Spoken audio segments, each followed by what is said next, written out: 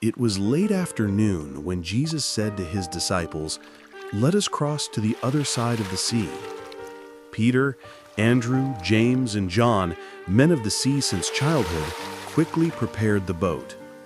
They knew these waters of the Sea of Galilee well, where they had cast their nets thousands of times. Jesus climbed into the boat and settled in the stern on some cushions that were there.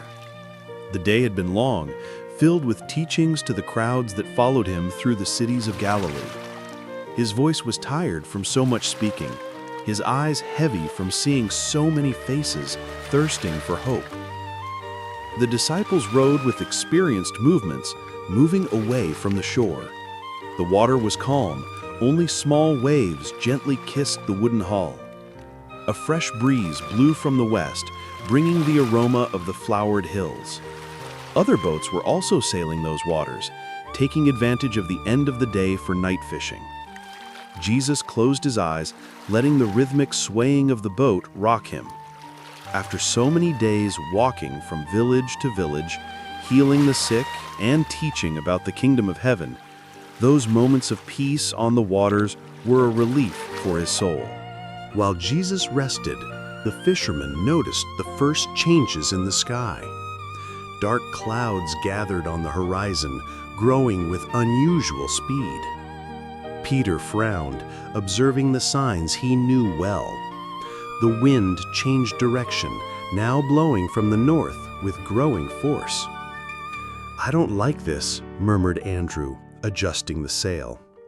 The other fishermen in nearby boats had also noticed the signs and began rowing toward the nearest shore.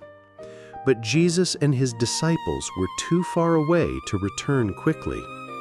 Suddenly, like a hungry monster, the storm struck them.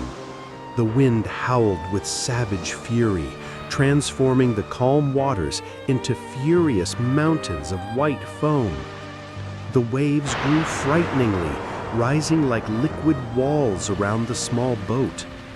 Rain began to fall in torrents, whipping the men's faces with cold, cutting drops. Lightning tore through the darkened sky, followed by deafening thunder that made the very air tremble. The boat was tossed from side to side like a leaf in the wind, climbing and descending the gigantic waves with brutal violence. Peter, the most experienced among the fishermen, gripped the rudder firmly, struggling to keep the boat in position. His muscles tensed against the relentless force of the waves that wanted to capsize the vessel. Andrew and the sons of Zebedee began bailing out the water that poured in torrents, using buckets and even their bare hands. "Faster, we're going to sink," shouted James over the roar of the storm. His arms ached from so much effort, but he continued pouring water out of the boat that filled faster than they could empty it. Fear gripped their hearts like a cold claw. John looked at the black sky and then at his companions. Men who had faced storms before, who knew the moods of the Sea of Galilee like the back of their hands, were now seized with terror. They had never seen a storm so fierce, so sudden, so deadly. The waves now rose higher than masts, breaking over them with devastating force. At every moment, it seemed they would be swallowed by the furious waters. The boat groaned and creaked under pressure, its wood protesting against the violence of the raging sea. In the midst of all that chaos, one thing drew attention. Jesus continued sleeping in the stern. While the disciples fought desperately against death, he remained in deep peace, as if he were safe in his own home. The deafening noise of thunder and the violent swaying of the boat did not wake him.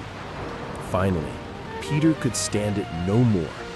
Stumbling through the violently rocking boat, he reached Jesus and shook him by the shoulders. "Master, Master, don't you care that we perish?" His voice carried desperation and even a touch of reproach. How could he sleep when they were all about to die? Jesus opened his eyes calmly, as if awakening from peaceful sleep on a spring morning. He looked around, seeing the terror in his disciples' faces, the giant waves, the water invading the boat, but in his gaze there was no fear, only a deep serenity that contrasted completely with the panic around him. Then Jesus stood up.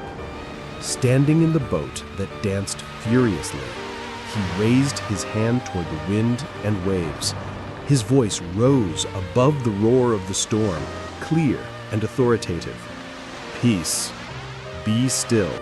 The instant the words left Jesus' lips, something extraordinary happened.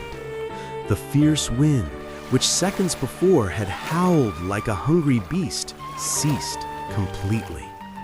The gigantic waves, which had risen threateningly around the boat, calmed as if by magic. The rain stopped falling. The silence that followed was almost deafening after so much noise.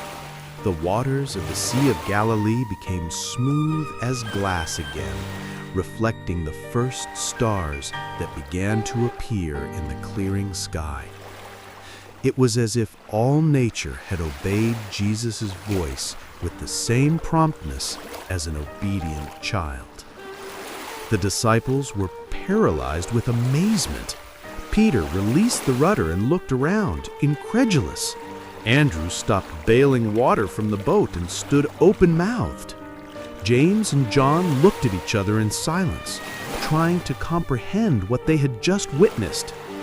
Then the fear of the storm was replaced by another kind of fear, a reverent awe before the mystery they had before them. "Who is this?" they whispered to one another, "that even the wind and the sea obey him?" That quiet night, as they rowed gently toward shore, the disciples' hearts were full of questions and wonder. They had seen something that would forever change their understanding of who this man was who had called them to follow him. In the days that followed that extraordinary night, the disciples could not stop thinking about what they had witnessed. Peter, a practical and direct man, found himself lost in reflections he never imagined having. How could a human being, someone who ate, drank, and slept like them, have authority over the forces of nature? Andrew remembered the words of the ancient prophets about the one who would come with divine power. James and John, the sons of thunder, now understood they had seen someone greater than thunder itself. This Jesus was not just an extraordinary rabbi or a powerful prophet. He was someone before whom creation itself bowed in obedience. Humanity has always felt small before the forces of nature. Since the first men, storms, earthquakes, and furious seas have represented the uncontrollable, the inevitable, that which humbles human arrogance. But here was someone who spoke to the storm like a father speaks to a restless child, and it obeyed him instantly. This revelation would echo through the centuries, touching hearts in every generation. For humanity afflicted by life's storms, diseases, losses, fears, despair, the story would bring a powerful message. There is someone who has authority over all storms, whether physical or spiritual, and who cares enough to calm them.